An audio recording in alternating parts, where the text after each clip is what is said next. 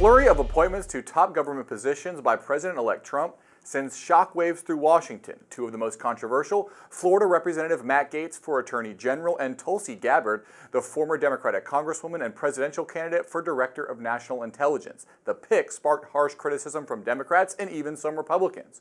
Joining us to discuss this and much more, Brett Samuels, White House reporter here at The Hill. Brett, thanks so much for coming on. Let's listen to John Bolton, Trump's former national security advisor, speaking to News Nation's Blake Berman. I don't think either she or Matt Gaetz ought to have a confirmation hearing until they have both had full-field FBI investigations. Why do you then think? I think the Chinese would say, hold on, FBI investigations maybe into they Gabbard? are serious. I think so, given the Russian propaganda that she has espoused over the past period of time. I think she's a serious threat to our national security. I think Republican senators should reject both of them. Brett, let's start with Matt Gaetz. He resigned from Congress yesterday amid an ethics probe into allegations of sexual misconduct, illegal drug use, accepting improper gifts, and then obstructing the government investigation into that conduct. Gaetz denies any wrongdoing, but he resigned before a report on this investigation from the ethics committee could be released. Hours before the announcement, Gaetz also said he was open to abolishing the ATF and the FBI. I've heard a variety of takes on this appointment, this potential appointment. One, he has no chance of actually getting confirmed. Depends on what happens in the hearings. Two, this could potentially be a recess appointment. What do you make of his chances of actually becoming the Attorney General? Yeah, I wouldn't dismiss out of hand that, Matt Gaetz has a chance to actually get confirmed to this post. Obviously, there are Republicans who have some concerns about this nomination that really, I think, kind of came out of left field. I don't really know of anyone who had Matt Gaetz sort of on their radar as a likely choice for Attorney General. But, certainly folks like Lisa Murkowski, Susan Collins, and others have expressed some initial, surprise or uncertainty about this pick, but nobody has outright said they won't vote for him or they won't give him a hearing. So I think, this process is going to play out. Republican senators obviously have the majority, so it will take at least 4 of them to sink this nomination. So, Matt Gaetz doesn't seem imminently doomed, and it does seem like if President-elect Trump is really set on installing him as Attorney General to really kind of shake things up at the department, go after kind of the career officials that he has long railed against, then certainly a recess appointment could be a possibility. But, there's no indication right away that this Matt Gaetz pick is just going to disappear or be dismissed out of hand by Republicans. What about this report from the Ethics Committee? Any indication on whether or not this will be released and be a part of the confirmation process? Yeah, so, the House Ethics Committee doesn't have jurisdiction anymore over Matt Gaetz since he resigned his seat in Congress. But that said, some senators have already spoken about wanting the ethics report to be preserved, to have it be part of the record of this confirmation process. So certainly it's possible we'll see some of it come to light through that process, through senators wanting to review it for their own purposes as they weigh this nomination. There's always a chance that a report like this leaks out to the media. Certainly Matt Gaetz is someone who has made a lot of enemies during his time in Congress, is not exactly universally loved. So, there may be some motivations there.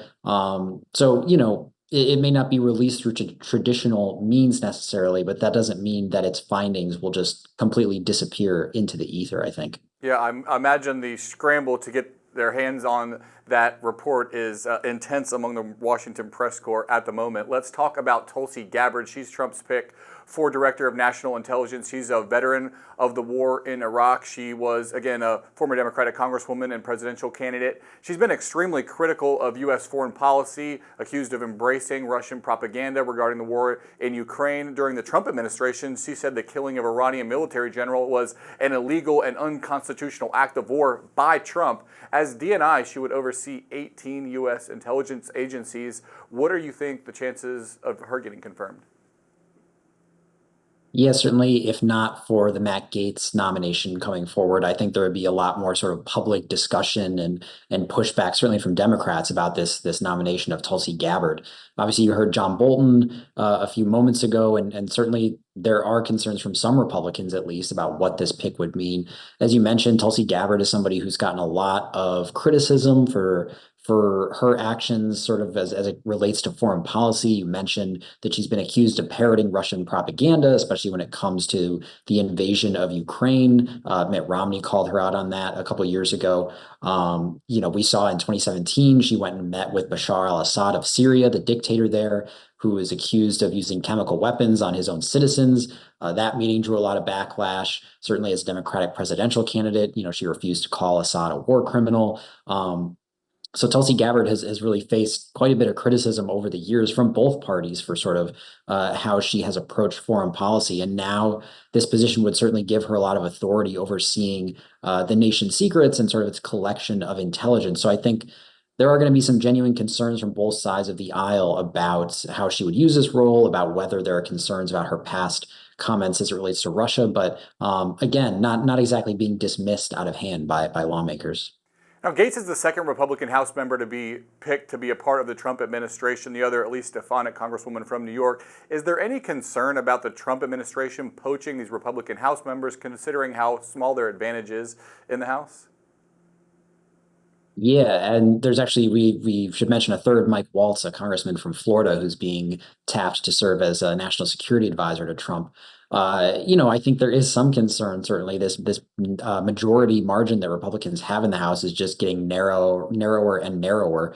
And Matt Gaetz, of course, resigned his seat, so he may get replaced by a Republican in short order to sort of restore that margin there. But certainly, at best, Republicans are going to have just a few seats of a margin to work with here. And this is a conference that already has a lot of issues with sort of infighting and different factions, the House Freedom Caucus and more moderate Republicans sort of clashing and fighting. So, if you sort of reduce that margin by even just a couple seats, it becomes even more chaotic to try and get them all on the same page. So certainly, I think there is some concern here about what this might do as far as getting Trump's agenda through the House in the early going if they're down just a couple members here.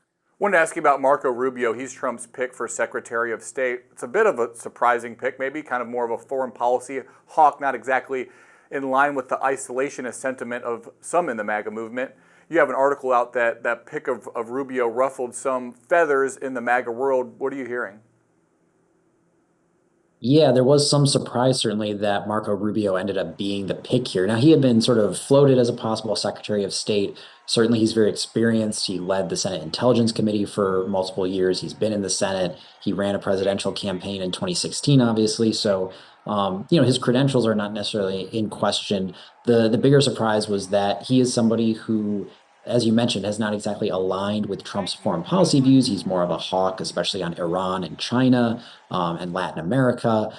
So a lot of folks in Trump's sort of wing of the party thought that Richard Grenell, who previously served as ambassador to Germany and the acting director of national intelligence in Trump's first term, that he was maybe the favorite to get this position just because he is very staunchly and closely aligned with Trump's worldview and had sort of been an envoy for Trump on the world stage at times in the last few years. So certainly the Rubio pick was a little surprising. I think some allies of Grenell were a little disappointed in this pick. But Rubio is one who I think certainly, we talked about some of the more controversial picks. Rubio is one who's going to have no problem getting confirmed in the Senate.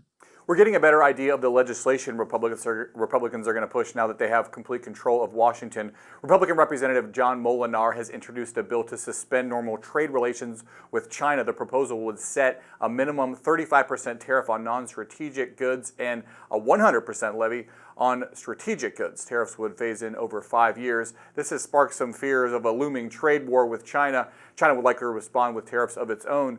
Do you expect pushback from ag state lawmakers? China is, in reality, the largest importer of U.S. agricultural products.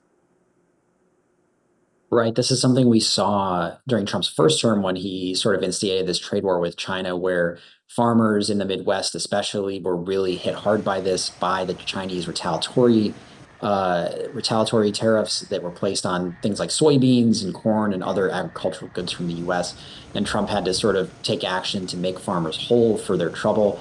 Certainly, I think this is a sign of things to come. Trump has made pretty clear that he's going to embrace tariffs as a tool to sort of put pressure on both adversaries and allies and to try and coax U.S. companies to do more business, or even foreign companies to do more business in the United States. But again, as you mentioned, Drew, it's sort of this fallout that people will have to watch because, tariffs do not just, don't just necessarily add money to the coffers of the U.S. as Trump likes to claim. They do pass on costs to consumers. They hit farmers and producers here if foreign nations retaliate. So sort of this looming trade war and looming reliance on tariffs is already starting before Trump even takes office. Let's talk a little bit about foreign policy. A close aide to Israeli Prime Minister Benjamin Netanyahu reportedly told President-elect Trump and Jared Kushner, the president's son-in-law, that Israel is rushing to advance a ceasefire deal in Lebanon and wants to give the plan as a gift to Trump as an early victory when he takes office. What do we know about this meeting that happened at Mar-a-Lago? Yeah, this was a sort of interesting development because it came just before President-elect Trump was in Washington to meet with President Biden and to meet with House lawmakers here. But, this aide to Ron Dermer, who's an envoy for Israel, apparently met with Jared Kushner and folks at Mar-a-Lago to sort of talk to the Trump transition team about this supposed peace plan that they might try and put forward in the early days of a Trump administration. Ron Dermer actually then his team met in Washington with Jake Sullivan and folks with the Biden administration. But it's certainly, a sign, I think, that Israel is looking forward to the Trump administration taking office, taking over for the Biden administration, which has obviously voiced some criticism of Israel and how it's conducted its war in Gaza in particular. And there's certainly been tensions between Biden and Prime Minister Netanyahu in Israel. So I think, as far as Israel is concerned, they would look to kind of, use this as it's described in this Washington Post article as a gift to Trump to sort of get him, certainly on their good side early in his term and then get his support as they continue to carry out their war in Gaza, I think. All right, that's all I got. Brett Samuels, thanks so much. Appreciate your insight. Thanks, Drew. Is the government hiding the truth about UFOs? That's what several experts say, and today we're hearing more of their dramatic claims from yesterday's House Oversight and Accountability hearing.